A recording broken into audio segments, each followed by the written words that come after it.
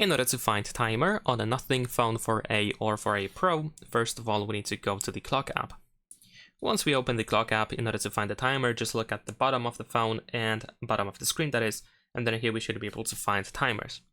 So now in here we can set up the timer. So let's say if I want to set it up for 15 minutes, I can just type 1500, there we go, and then we can press the play button. You can actually add multiple timers. So let's say I'm gonna set it up for 6 minutes and 42 seconds. There we go, and now I have 2 timers running. We have these circles with the arrows.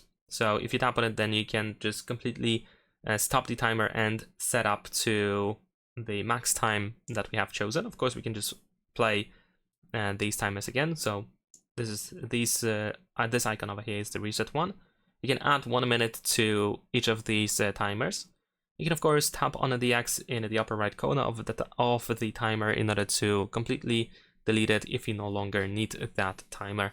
And that is pretty much it. Leave a like and subscribe.